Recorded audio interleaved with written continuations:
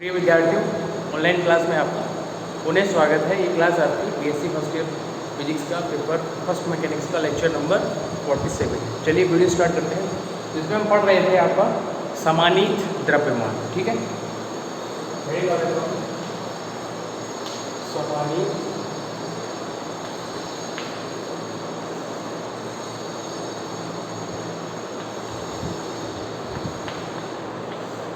समानीत द्रव्यमान बोल दीजिए या फिर द्वैकड़ीय द्रव्यमान।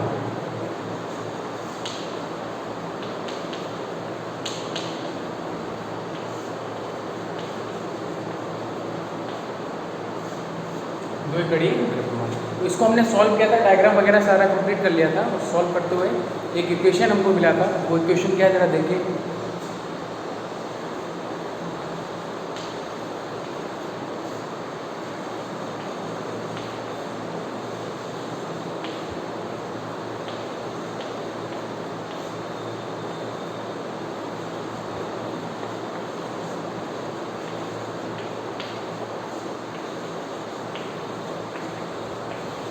ये हमको इक्वेशन मिल गया था और इसको हमने डाल दिया था इक्वेशन नंबर 3।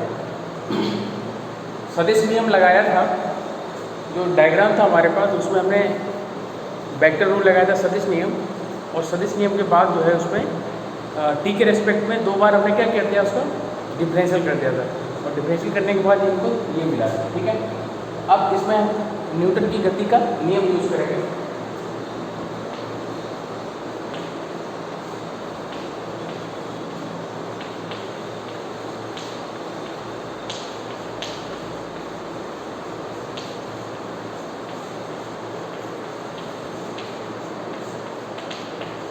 न्यूटन की गति के द्वितीय नियम से क्या नियम होगा देखो जरा इसमें। F बराबर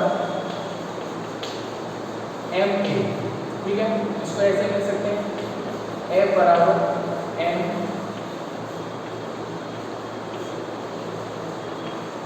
d2r over dt square. d2r over dt square. r क्या है? डिस्प्लेसमेंट यानी विस्थापन है। विस्थापन का दो बार अगर आप डिफरेंशियल करते हैं क्या होता है? वो त्वरण ही होता है। ठीक है, तो अब यहाँ से इसको समीकरण डाल दिया हमने 4। यहाँ समीकरण 4 की सहायता से हम F12 और F21, जो कि हम पहले ही आपको बता चुके हैं, F12 और F21, इनके मान ज्ञात करेंगे। यहाँ से जरा थोड़ा सा समझना रहेगा कि किस प्रकार से हमने ये इक्वेशन लिखी है। ठीक है, देखिए जरा क्या होगी।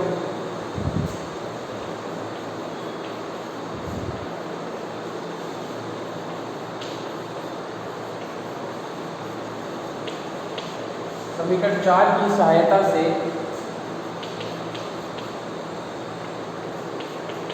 F12 तथा F21 ज्ञात करना है। क्या हो जाएगा? F12, अब यहाँ पर ये जो m है, क्वेश्चन ये आता है कि F12 तो हमने यहाँ F की जगह 12 लिख दिया, तो ये m कौन सा होगा? m1 होगा या m2 होगा? तो उसके लिए अब जरा ध्यान देखना क्या कि ये वाला F12 जो है, जो बल है, हमने आपको लिखाया था कि F12 बल जो है कहाँ पे कार्य कर रहा है? F12 जो फोर्स है वो पहले कण के द्वारा दूसरे कण पर कार्य कर रहा है, सेकंड पार्टिकल पर, और सेकंड पार्टिकल का मास क्या है? m2। ध्यान में यहाँ पर क्या आएगा? m2, और डिस्टेंस भी क्या आएगी? आगे बात समझ में, ये वैल्यू आ जाएगी यहाँ पे। अब यहाँ से d2r2 अपॉन dt स्क्वायर, इसका मान निकालो।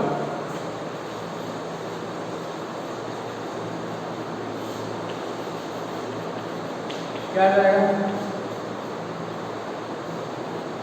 F12 अपॉन m2, इसको डालते हैं समीकरण नंबर 5।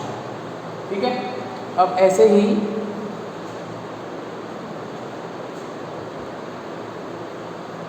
इसको देखो, यहाँ लिख देता हूँ। इसी जैसे F12 की वैल्यू निकाली है, ऐसे आप इसकी वैल्यू निकालेंगे। F21 क्या हो जाएगा? F21 यहाँ पर क्या आ जाएगा? m1 आ जाएगा। ठीक है, F2 बराबर m1 d2r1, ये आ गया आपका dt स्क्वायर। ठीक है, यहाँ से d2r1 अपॉन dt स्क्वायर की वैल्यू निकालो, क्योंकि देखो ये वैल्यू है, इसी की वैल्यू तो चाहिए। यहाँ से इन दोनों की वैल्यू निकाल के वापस समीकरण 3 में पुट कर देंगे। तो यहाँ से d2r1 और dt स्क्वायर बराबर क्या मिलेगा आपको, f21 अपॉन m1। 5 और समीकरण 6, दो फटाफट नोट कर लो इसको।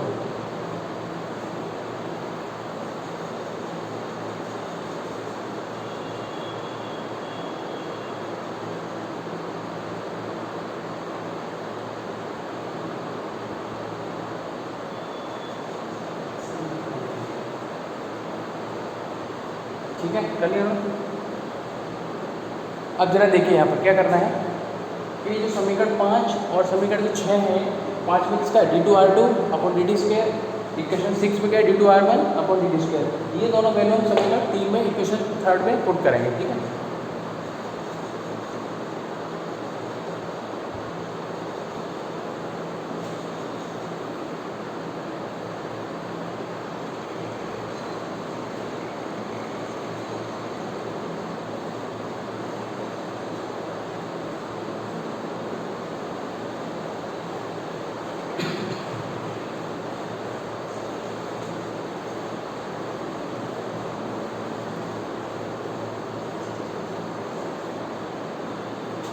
चलिए देखिए किसमें 5 और 6 का मान समीकरण 3 में रख लीजिए, इसको भी हटाओ।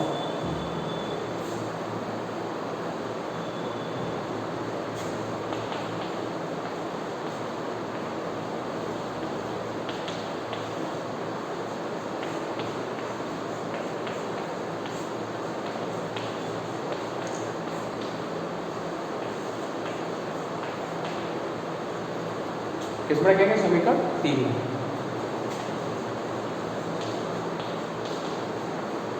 क्या रहेगा देखिए,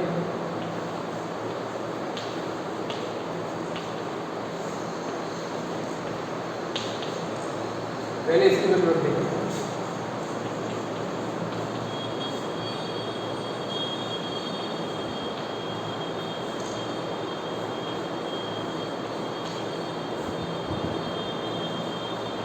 ये आ गया हमारे पास। ठीक है, अब इसको हटा दो।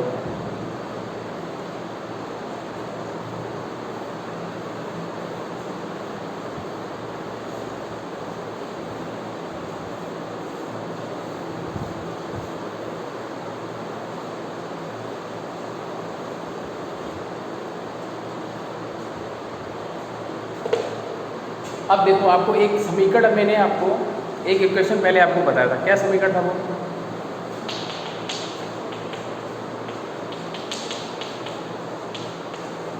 ये कंडीशन मैंने आपको पहले से बता दी। तो या f21 बराबर ऐसे लिख सकते हो, या f21 बराबर माइनस f12। बात एक ही, ये माइनस कर लिया, तो जहाँ पर f21 है उससे ये कर सकते हैं माइनस f12, तो इसकी जगह जब माइनस f12 लिखेंगे तो ये माइनस क्या हो जाएगा, प्लस हो जाएगा। देख लो इसको समीकरण नंबर 7, समीकरण 7 में मान रखने को। ठीक है,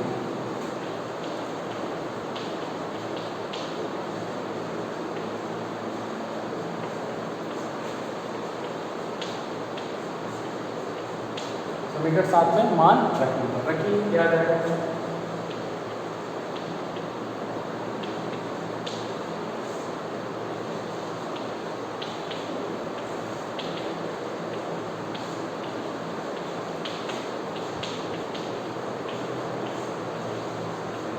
m1, ये आ गया। ठीक है, नोट करो इसको।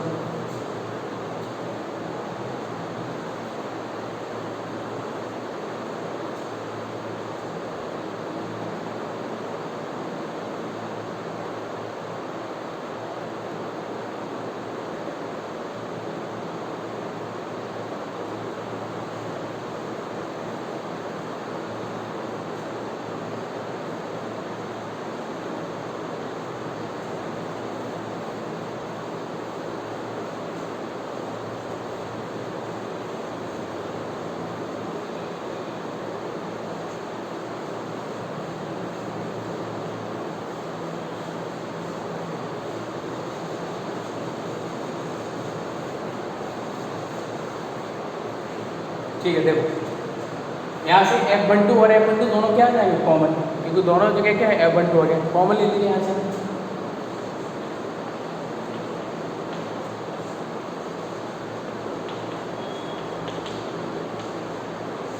इधर क्या आ गया, ये आ गया। ठीक है, अब इसको बैठा दो यहाँ से।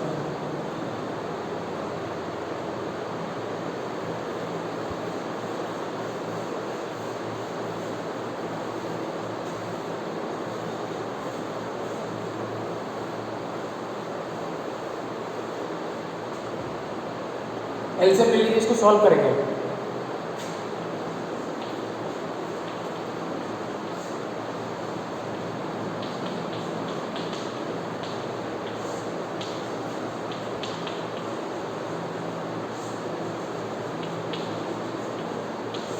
ठीक है, एलसीएम लेके ये आ गया आपका। अब क्या करें, F12 की वैल्यू निकालो यहाँ से।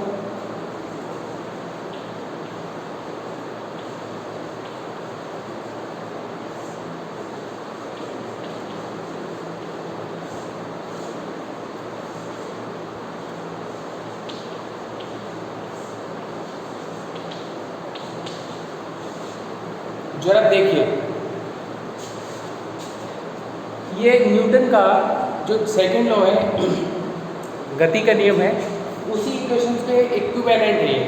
F बराबर m और ये होता है a, यानी त्वरण। और त्वरण को आपको पता है कि विस्थापन का अगर हम 2 टाइम्स डिफरेंशियल करते हैं t के रेस्पेक्ट में, तो वो क्या होता है, त्वरण होता है। तो F बराबर m a, यानी कि ये क्या है, एक द्रव्यमान है। ठीक है, इसी द्रव्यमान को हम समानीत द्रव्यमान कहते हैं। हेडिंग है आपकी, समानीत द्रव्यमान इंग्लिश में बोलते हैं रिड्यूस मास। क्या बोलते हैं उसको, रिड्यूस मास। और दो कड़िय द्रव्यमान बोल सकते हैं। ये जो ब्रैकेट में m1 m2 upon m1 plus m2 है, इसी को हम क्या बोलते हैं, समानीत द्रव्यमान कहा जाता है। ठीक है, इसमें देखिए इस प्रकार से लिख सकते हैं, जहाँ म्यू, इसको क्या पढ़ते हैं, म्यू। ओके, म्यू बराबर m1 m2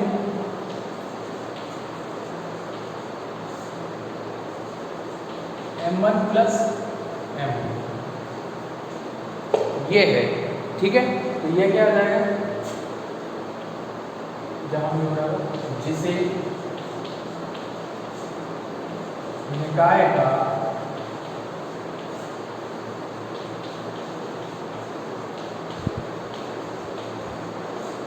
समानीत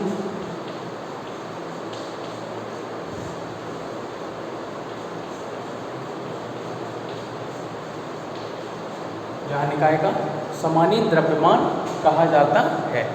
ठीक है, ये आ गया। अब F12 बराबर क्या हो जाएगा,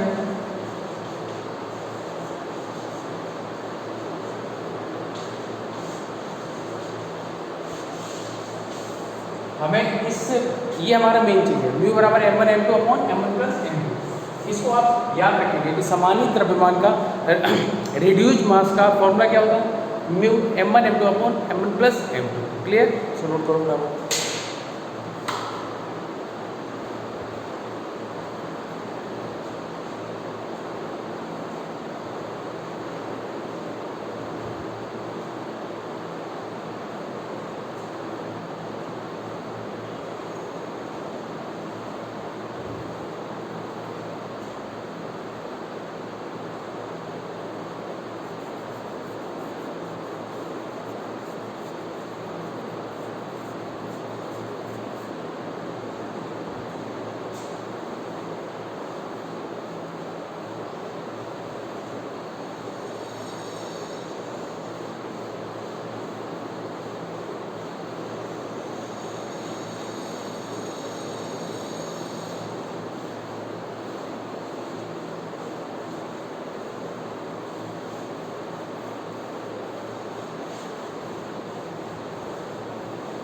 अब इसमें क्या है, एक दो केस हैं। ठीक है, क्या केस है उनको स्टडी करते हैं। देखिए जरा,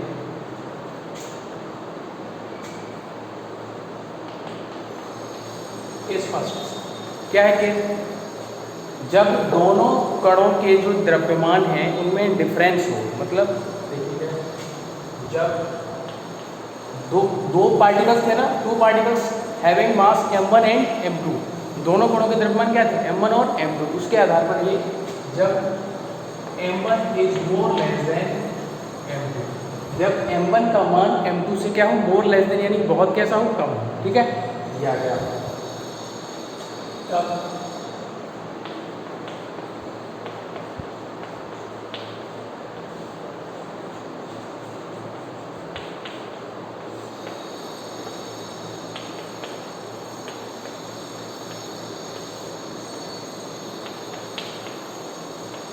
m1 m2 upon m1 plus m2, m1 का मान m2 से बहुत कैसा है छोटा है कम है, इसको कैसे सोल्व करते हैं, u बराबर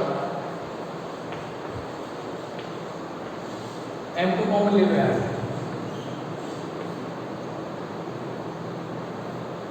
इसको ऐसे लिख सकते हैं, कॉमन आ जाएगा, इसमें से कॉमन लेंगे तो इसके अपॉन में आएगा, क्योंकि इधर तो m2 आ जाएगा 1 आ गया ये वाला, इसके अपॉन में आ गया ये लिख दिया हमने, इस m2 से ये m2 कैंसिल कर दो,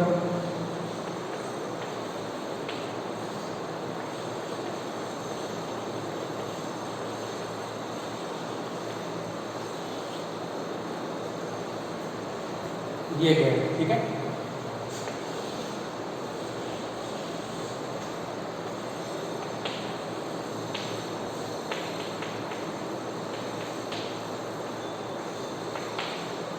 इस पूरे ब्रैकेट को ऊपर ले गए यानी पावर होगी इसकी -1। अब द्विपद प्रमेय लगाएंगे, द्विपद प्रमेय होती है बाइनोमियल थ्योरम, सीनियर में आपने पढ़ी होगी मैथ में, उसको हम यहाँ पर लगाएंगे, इसका मल्टीप्लाई यहाँ हो जाता है, ठीक है।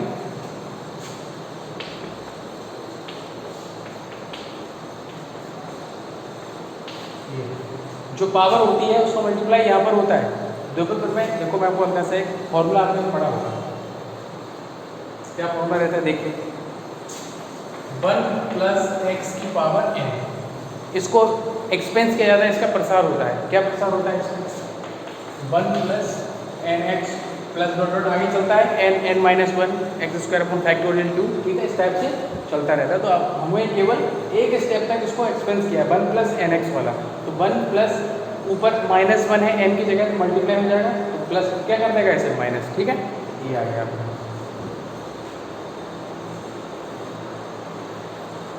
देखिए भाई ये आ गया। अब आपको ये पता है कि m2 का मान m1 की तुलना में क्या है कम है, वो m2 का मान m1 की तुलना में बहुत अधिक है, m1 का मान क्या है कम है। तो जब अधिक का हम डिवाइड लगाते हैं, मैक्सिमम का हम भाग देते हैं, तो क्या मिलता है हमको बहुत ही कम प्राप्त होगा, ठीक है। अब 1 में 100 का भाग दे दीजिए तो कितना मिलेगा 0.01 मिलेगा, यानी बहुत छोटा पार्ट हो गया ये। तो ऐसे ही ये जो वैल्यू होगी ये अपने आप में एक बहुत माइनर वैल्यू है, इसलिए इसको क्या बोल सकते हैं हम निगलेक्ट कर सकते हैं इसको। देखिए m1 m2 अति अल्प होने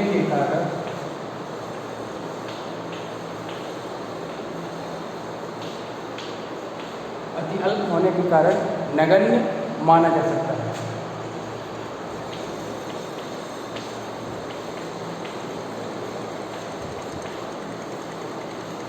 नगण्य माना जा सकता है। मान लीजिए नगण्य,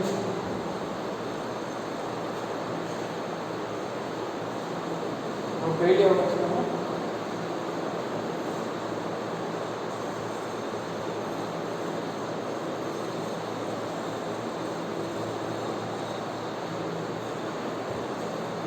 देखिए। अब ये तो 0 हो जाएगा, क्या बचेगा आपके पास केवल m1, म्यू बराबर m1, ओके, ये मिल गया। यानी कि ऐसे दो कणीय निकाय जिसमें एक कण का द्रव्यमान दूसरे कण के द्रव्यमान की तुलना में कम है, या दोनों कणों के द्रव्यमानों में अधिक अंतर होने की स्थिति में जो सामान्य द्रव्यमान होता है वो छोटे कण के द्रव्यमान के बराबर होता है। इस चीज़ को हम लिख लेंगे, ठीक है, इसको नोट कर लिया, इसको बैठा देता हूँ।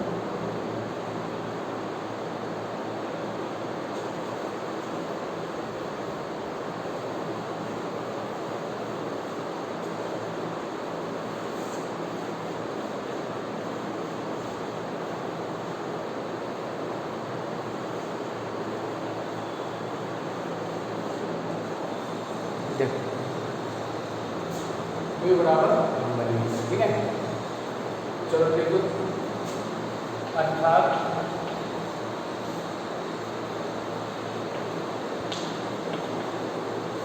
द्विकणीय निकाय में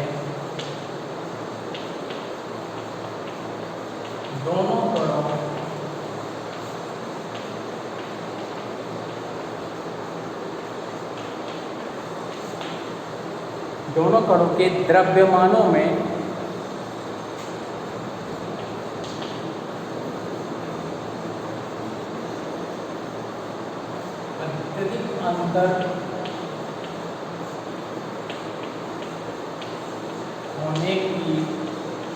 अत्यधिक अंतर होने की स्थिति में समानित द्रव्यमान होने की स्थिति में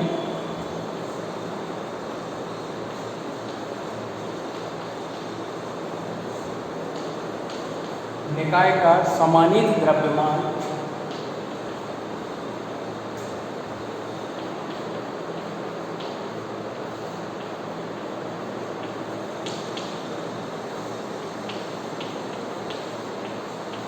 छोटे कण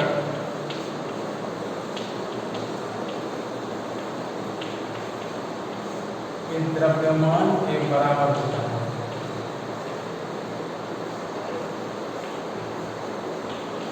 छोटे कण के द्रव्यमान के बराबर होता है। ठीक है, क्लियर हो गया? ये हो गया हमारा केस फर्स्ट कंप्लीट। अब देखते हैं केस सेकंड को। चलिए,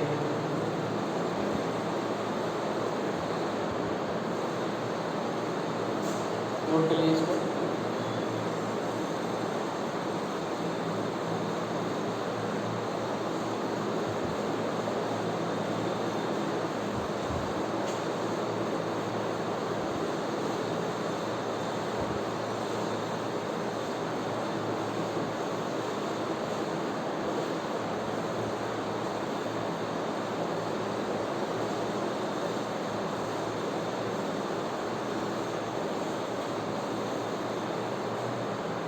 देखिए, द्विकणीय द्रव्यमान, तो अब हम इसमें सेकंड केस देख रहे हैं।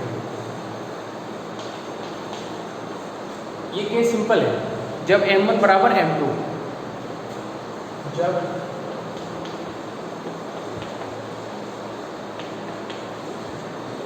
जब दोनों कण के जो द्रव्यमान है वो बराबर है और उनको हमने क्या मान लिया है, m मान लिया। ठीक है, तब देखिए,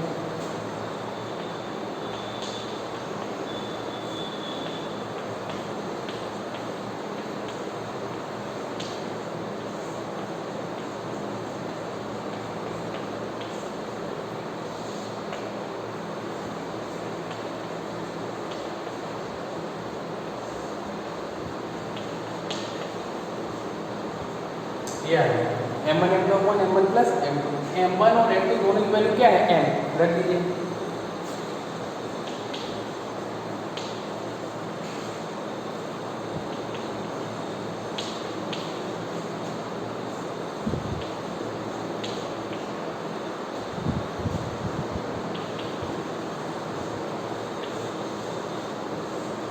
इसमें क्या निकला है, देखो कि जब दोनों कणों के द्रव्यमान समान होते हैं तो जो उस निकाय का समानित द्रव्यमान होगा वो किसी भी कण के द्रव्यमान के आधे के बराबर होता है। ठीक है, तो मतलब लिख लेंगे।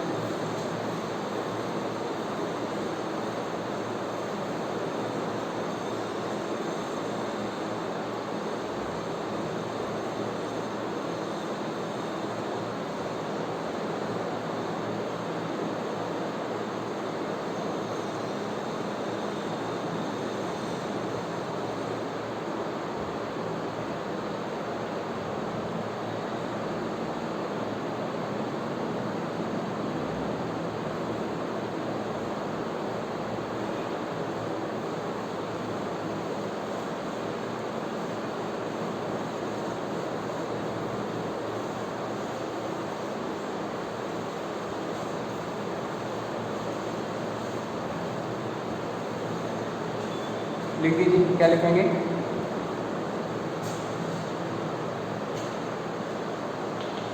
इस स्थिति में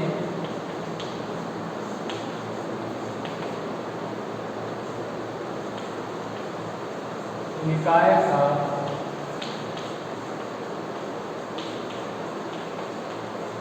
समानीत द्रव्यमान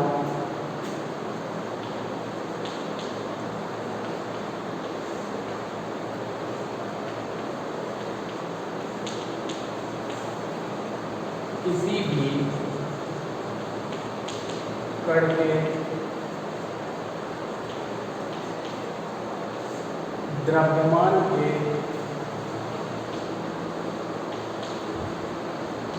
आधे के बराबर होता है। ठीक है, ये हो गया। अब देखिए छोटा सा क्वेश्चन है, क्वेश्चन टाइप से है, सामान्य द्रव्यमान का, उसको करते हैं। ठीक है,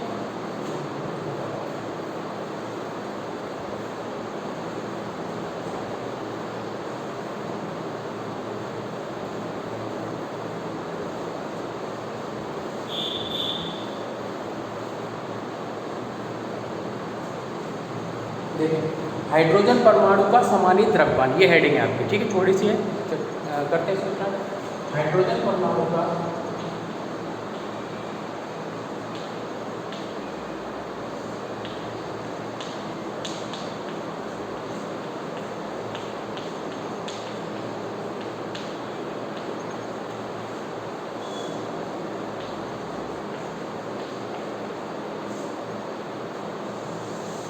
हाइड्रोजन परमाणु का समानीत द्रव्यमान, देखिए इसमें क्या होगा। हमारा हम जानते हैं कैसे होगा।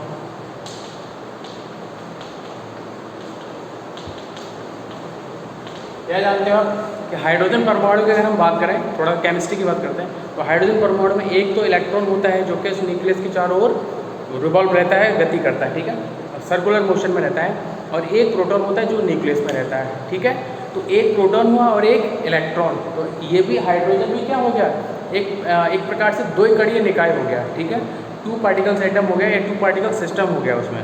तो 2 पार्टिकल होते हैं, एक तो होता है इलेक्ट्रॉन जो कि न्यूक्लियस के चारों ओर सर्कुलर मोशन में रहता है, और दूसरा होता है प्रोटॉन जो कि उसके न्यूक्लियस में रहता है। इसीलिए यहाँ पर हाइड्रोजन परमाणु का समानीत द्रव्यमान हम ज्ञात कर सकते हैं। वही चीज़ हमको यहाँ पर लिखनी है कि एक प्रोटॉन होता है और एक इलेक्ट्रॉन होता है। ठीक है, हम जानते हैं कि हाइड्रोजन परमाणु में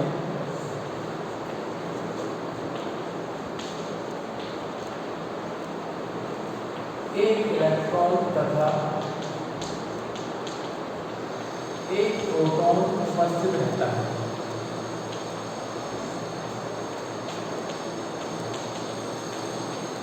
एक प्रोटॉन और एक इलेक्ट्रॉन उपस्थित रहता है, जिनके द्रव्यमान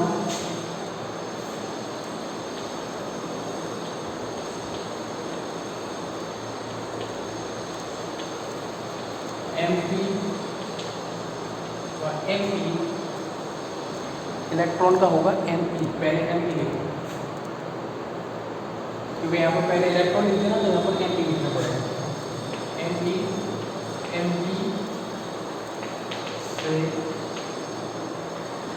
व्यक्त किए जाते हैं।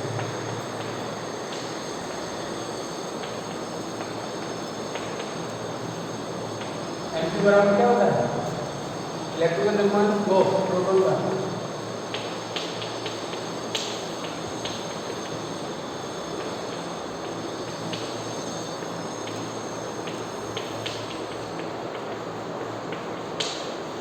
ये हो गया। ठीक है, अब दोनों के मास आपको पता है। अब अगर ध्यान से देखेंगे तो प्रोटॉन का मास और इलेक्ट्रॉन का मास, इन दोनों में अधिक मास किसका है, इसका, और कम किसका है, इलेक्ट्रॉन का। ठीक है, क्योंकि पावर माइनस में जितनी बड़ी होती है उतनी छोटी होती है, ध्यान रखना। तो इनका समानीत द्रव्यमान कैसे होगा,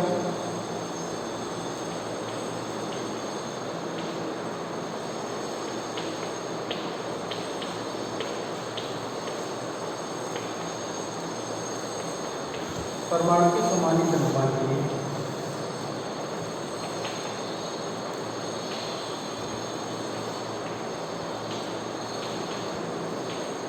क्योंकि Me is more less than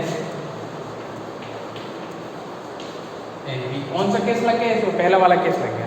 अब उसी के आधार पर इसको आप सॉल्व करेंगे। ठीक है, जब आप इसको पूरा सॉल्व कर देंगे, ऐसा यहाँ से m की कॉमन ले लो,